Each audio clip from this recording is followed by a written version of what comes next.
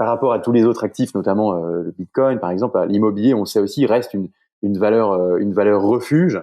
Valeur refuge peut-être même par définition, qui forcément suit un peu les, les évolutions du marché macroéconomique, de manière générale. En 2008, les prix les prix de l'immobilier en France ont baissé, ils ont réaugmenté 5 ans plus tard, et même depuis bien dépassé les niveaux de l'époque. Donc il faut s'attendre à quelques secousses, mais sur le long terme, puisqu'on parle de placement long terme, c'est une valeur refuge, ça elle restera, ça c'est une certitude, parce qu'on répond aussi à un besoin d'usage. On n'a toujours pas trouvé l'usage du Bitcoin ou des autres cryptos dans lesquels tu tu as investi, Ouais. mais par contre l'usage d'avoir un toit pour se loger, ça c'est une certitude, ça n'est plus à démontrer. Oui, il y a encore des bonnes opportunités à faire, il y a encore des coups à faire. Il faut essayer, il faut avoir conscience quand même qu'on est peut-être sur un haut de vague, et donc, comme on le disait précédemment aussi, peut-être, je pense, viser les zones qui sont pas les zones qui ont le plus flambé, voilà, par le passé. Moi, voilà, je suis pas sûr que j'investirais aujourd'hui en Paris Paris hypercentre, Paris 18e, voilà, dans des appartements à 18 000 € du mètre carré, comme je vois qu'il y en a encore qui se vendent à l'heure actuelle malgré tout. Je pense qu'il y a des meilleurs coups à faire que ça. Voilà, c'est mon pari perso. Et donc investir dans ces zones un petit peu périphériques, dynamiques, en développement, où on a donc c'est toujours pareil, des projets d'urbanisme, des projets de construction, des projets de rénovation vraiment urbaine, où on a une véritable volonté politique et de créer des infrastructures et redynamiser des quartiers. Il y en a plein de quartiers comme ça en France, dans l'ensemble des grandes agglomérations ou même des villes moyennes. Et c'est là où vraiment je pense qu'on a le meilleur moyen de faire des bons coups. Je pense aussi viser peut-être des villes qui, on l'a dit, surfent sur cette tendance de fond qui s'est vraiment accélérée avec le Covid. Donc des villes un peu plus des villes moyennes. Je pense à Dijon qui est en train d'exploser. Pourquoi? Tout simplement parce que à côté de ça, on a Lyon avec des prix qui sont bientôt à 8 000 € du mètre carré dans certains quartiers. Donc pour une certaine, enfin voilà, ça devient même inaccessible aussi de se loger correctement en hypercentre de Lyon, comme ça l'est parfois à Paris. Dijon, combien ça coûte? Dijon, ça dépend des quartiers, mais on est entre 2000 et vraiment pour hyper centre, on est à 4 000 € du mètre. Donc Ok, c'est 2 fois moins, enfin, c'est plus que 2 fois moins c'est cher que Lyon. encore Euh, accessible. Ouais. c'est encore accessible, avec des critères macroéconomiques qui sont réunis, une activité économique qui grandit, une démographie aussi à la hausse, des projets d'infrastructure intéressants. On est très bien relié à Lyon, mais aussi à, à tout un tissu économique qui est autour. Donc et puis les gens, comme on l'a dit, ont envie de retrouver un peu de verdure, un peu d'espace. Donc il y a pas mal de ménages qui décident de s'installer dans des villes comme ça. Et c'est toujours le cas aussi avec Nancy, Le Havre, voilà, qui sont des villes, comme on l'a dit précédemment, qui ont pas vraiment sont pas vraiment beaucoup pris de valeur sur les 10 dernières années, mais qui là vraiment sont en pleine explosion. Et puis on a toujours le cas de Marseille, j'avais déjà dit fin 2021, mais je le réitère. Marseille, c'est aussi un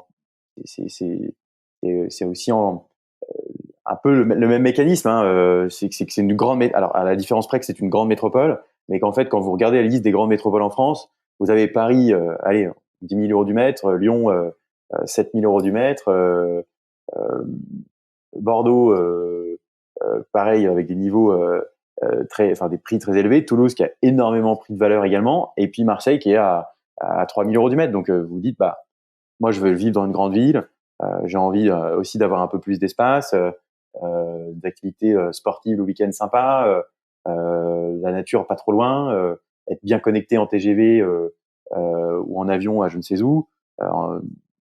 Pareil, en fait, votre choix se porte naturellement vers les zones qui sont un peu plus accessibles. Et c'est en partie pour ça, il y a plein d'autres raisons, il y a aussi pas mal de projets aussi qui, voilà, une nouvelle municipalité en place. Ça commence un peu aussi à bouger à Marseille après avoir, voilà, resté quelques années, pas là pour faire la politique, mais il y a eu quelques années quand même de statu quo. Donc c'est tout ça réuni qui fait que Marseille aussi a de beaux jours devant elle. Et puis quand on regarde les marchés plus spécifiquement, là je te rejoins. Tu as parlé des, des, voilà, de cet impact aussi de la régulation qui va évoluer au niveau de ces passoires thermiques. Ça va devenir compliqué, voire même interdit de louer certains logements qui sont pas aux bonnes étiquettes thermiques, qui respectent pas les normes environnementales. Et ça, c'est une très bonne nouvelle pour l'écologie et puis le parc immobilier français qui va devoir un peu se rénover, du coup, se mettre au niveau. Et effectivement, nous aussi, on commence à le voir dans des quartiers, voilà, où la tension est un peu moindre. Eh bien, on a vraiment des différentiels de prix qui commencent à se former avec des opportunités où, voilà, on est en classe G. Ça devient un critère de choix des acquéreurs, et donc ça commence à se faire ressentir dans les prix d'achat, ce qui n'était pas vrai il y a un an, qui n'était peut-être pas encore vrai totalement il y a 6 mois, mais maintenant que la tension, voilà, dans certains quartiers, je dis bien, se détend un peu, on arrive à faire des bons coups, et nous on adore ça parce que du coup on prend un projet où il y a tout simplement des travaux à faire, le propriétaire actuel n'a pas envie de se lancer dans cette telle opération, pas l'envie, pas le temps, pas l'expertise pour faire ça, etc.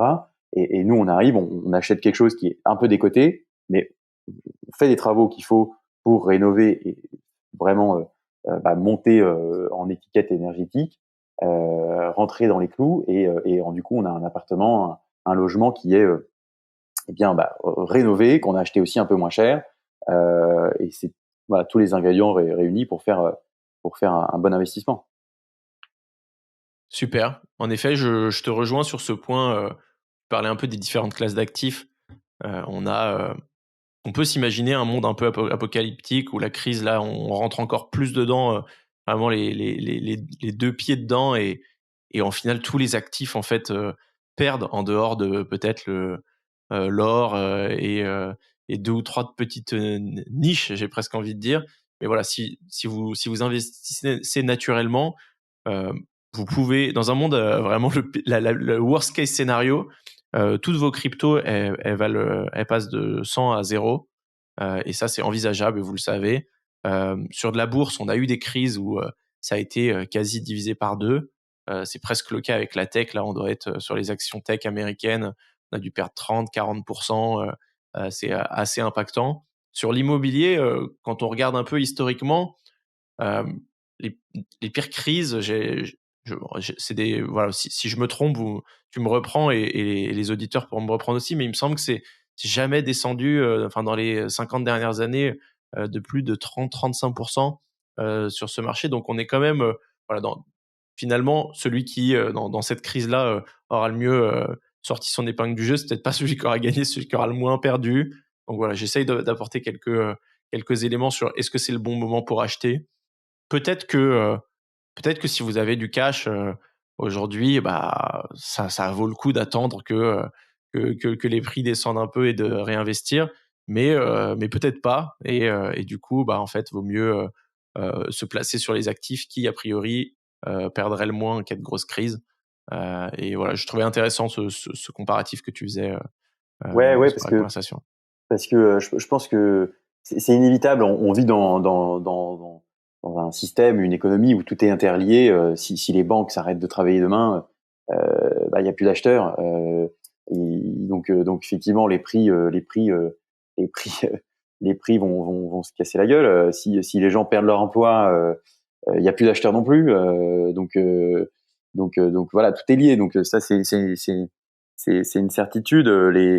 Euh, on l'a même vu, on pensait que les cryptos, il y avait aucun impact sur le reste, mais finalement non. Il y a tellement d'actifs, enfin tellement d'argent maintenant qui a été investi dedans que ça a certainement un impact sur le reste. Et donc la différence, c'est l'usage. En fait, la différence, je pense que c'est voilà, on est quand même sur un usage qui est voilà, qui est indéboulonnable. Aujourd'hui, on n'est pas encore prêt. Peut-être qu'un jour ça sera le cas à vivre comme au Japon dans des boîtes mises superposées les unes aux autres de 3 mètres cubes. J'ai vu ça de mes propres yeux.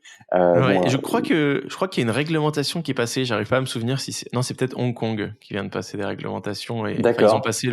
ils ont passé une taille minimum d'appartement pour la location, pas comme Ok, chez nous parce que c'était pas encore le cas, tu vois. Et au je Japon, suis. je crois que tu peux encore vivre dans des capsules. Ouais, ouais, il y a des capsules. Alors, je sais pas, je pense que il y a certaines personnes qui vivent là de manière temporaire, pas ad Ouais, vitam aeternam, bien sûr. Mais bon, voilà, c'est tout ça pour dire il y a un usage sur ces actifs immobiliers. Là, on parle de l'immobilier résidentiel, donc les logements. C'est pas non plus totalement la même histoire aussi sur les commerces ou l'immobilier de bureau, qui a aussi été pas mal impacté par les dernières évolutions de notre économie, hein, avec le Covid notamment, qui a changé notre manière de consommer. Moi-même qui suis voilà aujourd'hui Paris 15e, je vois qu'il y a autour de moi beaucoup de pieds d'immeubles qui sont vides, qui sont pas loués, parce que en fait aujourd'hui les gens commandent via Amazon, donc on va plus trop enfin, pour une quincaillerie ou un je sais quoi, vous avez, ça existe plus ça. Vous avez commandé ce dont vous avez besoin en ligne et on vous livre chez vous. Est-ce que c'est pas aussi des opportunités à faire d'ailleurs parce qu'il y a peut-être d'autres commerces, d'autres business à installer dans ces pieds d'immeubles qui sont vides. Ça on pourrait on n'aura peut-être pas le temps aujourd'hui, mais on en pourrait en parler pendant des heures. Euh, et, euh, et non, oui, je pense que l'immobilier va baisser, stagner.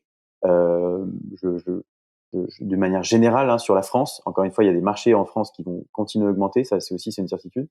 Euh, mais ouais, tu disais, je crois qu'en 2008, voilà, par exemple, j'ai regardé le chiffre. Là, l'immobilier de manière générale en France a baissé de 10% seulement. Euh, ouais. donc c'est c'est un sacré coup, mais c'est pas non plus la mer à boire ou le yo-yo que sont capables de faire nos chers cryptos ou la bourse de temps en temps.